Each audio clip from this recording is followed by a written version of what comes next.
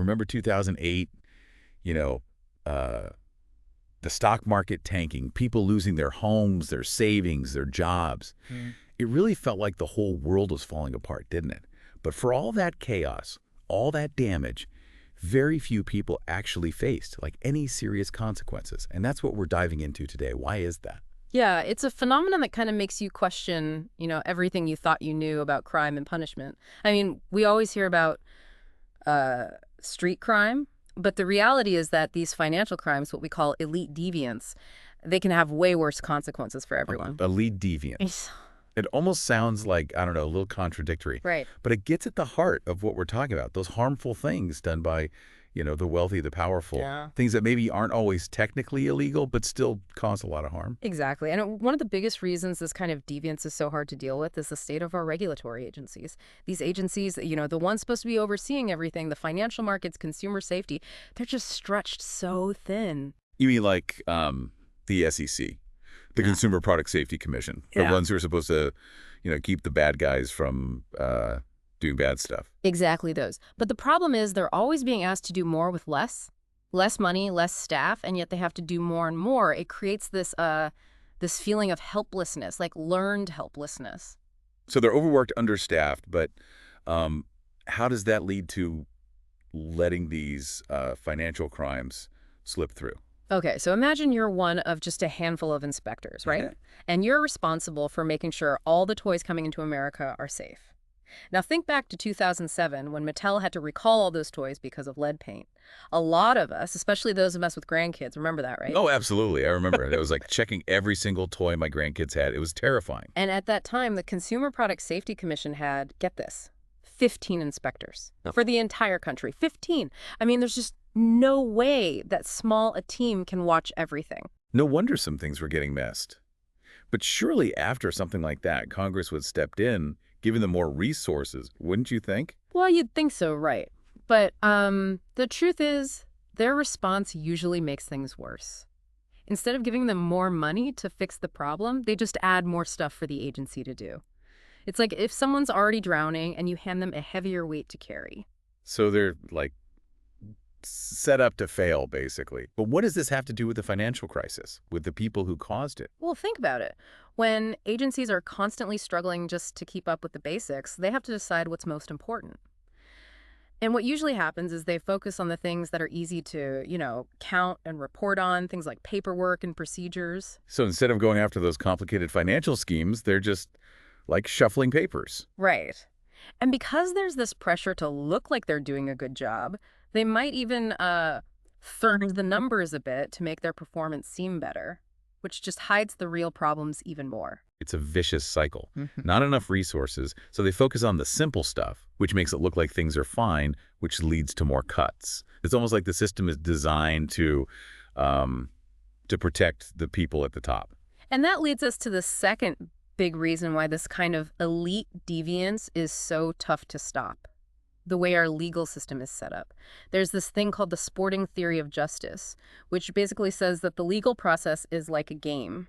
The goal is to win, not to, actually find the truth. So it's not about what's right. It's about who's better at playing the game. Exactly. And this, of course, helps wealthy defendants because they can afford the best lawyers. They can drag things out forever with appeals. Like those super rich families who sue to get their kids into fancy colleges. Maybe they don't deserve to be there, but they can just keep fighting until they get what they want. Perfect example. And, a perfect example of this is the case of Jeffrey Skilling, the CEO of Enron. Remember Enron? That huge scandal that cost investors billions. Oh, yeah. Enron. I think everyone was talking about Enron back then. Right. So Skilling was sentenced to 24 years in prison. Seemed like justice was done, right? But then comes the sporting theory. Okay, so what happened? Through appeals, Skilling got his sentence reduced to just 11 years. He basically used loopholes and technicalities, just wore down the prosecutors until they made a deal just to end the whole thing. So even when someone is found guilty, the system has like a revolving door if you've got enough money. You could say that. It often feels like procedure matters more than actual justice. And it's not just the appeals. Over time, the laws themselves have been weakened by, all these legal challenges. It's made it really hard to actually prosecute these white-collar crimes. Wait, how can the laws themselves be weakened? Well, take the issue of intent. To get a conviction, you often have to prove that the person meant to commit the crime. But in these complex financial cases, that's almost impossible to prove. So they can just hide behind like all the complicated stuff and say, oh, I had no idea that doing this would cause a global financial crisis. It was just too complicated. Exactly. And that ties into the third big reason this elite deviance often goes unpunished. How we think about what's actually harmful. We tend to focus on crime that's, obvious and easy to understand, like street crime. We're scared of what we can see, what feels like a direct threat. And that makes sense, right? But the truth is that white-collar crime, even though it's often hidden, it can have a much bigger impact on our lives. Like that old saying, you're more likely to be bitten by a lawyer than a shark. So basically, we're more worried about getting mugged than about losing our savings because of predatory loans or whatever. Exactly. We underestimate the impact of white-collar crime because it's less visible, less immediate, harder to understand. It's like a blind spot in our society, and it lets these harmful things keep happening.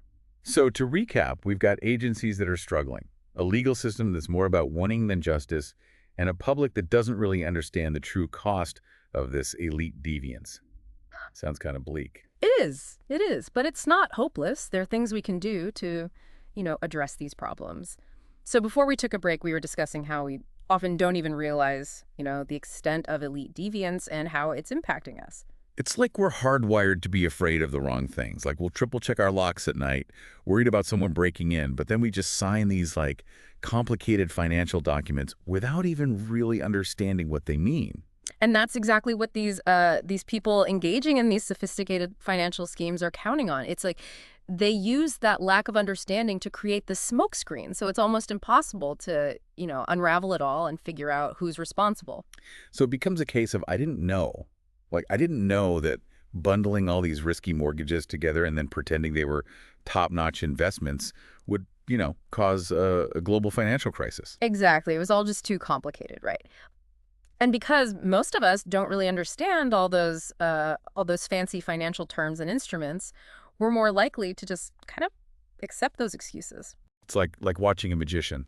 You see the trick, but you have no idea how they did it, so you just kind of got to believe it's magic. That's a great analogy. And just like a magician uses distractions to pull off their tricks, these folks use complexity as a way to hide their true intentions.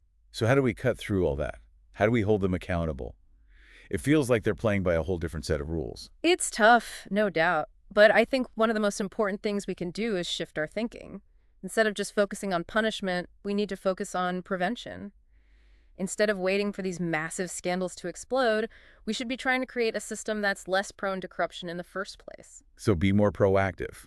Like stop the fire before it starts instead of just trying to put it out afterwards. Exactly. And that starts with giving our regulatory agencies more teeth. Not just more money, but also more freedom to do their jobs and focus on the riskiest areas. Like, it's not enough to just have firefighters. You also need fire marshals to, inspect buildings, enforce codes, teach people about fire safety. Perfect example. We need a system that's designed to prevent fires, not just react to them after they've caused a ton of damage. But wouldn't that require, a total overhaul of the whole financial system?